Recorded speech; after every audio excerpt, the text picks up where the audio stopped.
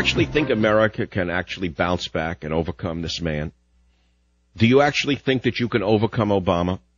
You actually think that the Republicans are going to come back to power and undo any of this? I disagree with you.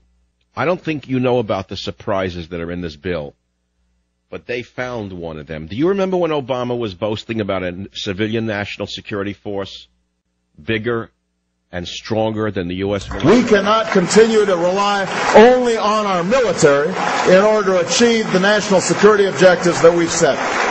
We've got to have a civilian national security force that's just as powerful, just as strong, just as well funded. He is a very, very, very good chameleon and a very good actor. He is a diehard fascist. Now you say, well, come on. He doesn't want to create a brown shirt movement in America. Obama's health care plan will provide participants minimum copay for deductibles. Obama's health care plan will simplify paperwork for providers. Obama's health care plan will provide subsidies for families who cannot afford Medicaid. Obama's health care plan will be able to provide participants the ability to move from job to job without taking their health care coverage.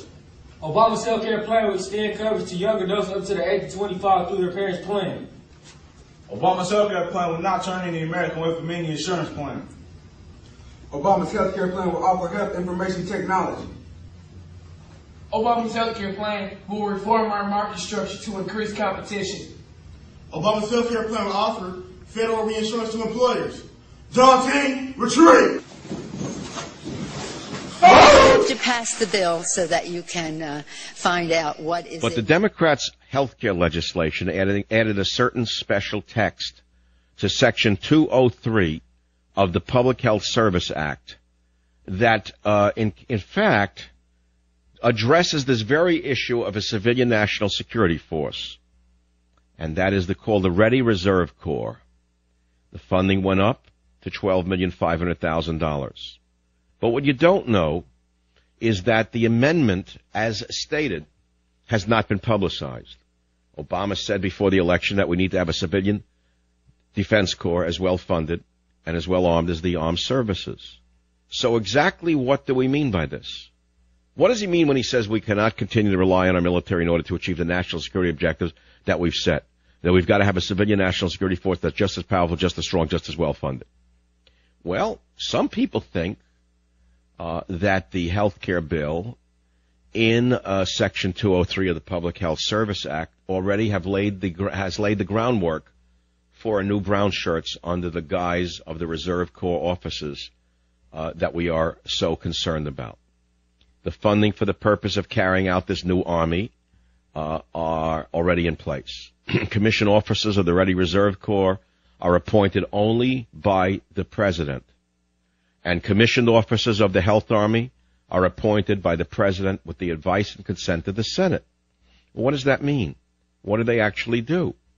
Well, in the past, this little group of Army of public health officers worked with the National Institutes of Health. Nothing wrong with that. The Indian Health Service, nothing, no big deal with that. They provided physicians for Coast Guard operations, no big deal for that. But what do you think Obama has in mind with this? What exactly is it? Will he be taking ACORN workers and giving them these jobs and, by the way, then writing another bill in the middle of the night by executive order giving them the right to carry weapons? Tell me what you think this is. But we have to pass the bill so that you can find out what is in it. And look at how this bill was written. Can you say it was done openly? With transparency and accountability? Without backroom deals and struck behind closed doors? Hidden from the people? Hell no, you can't!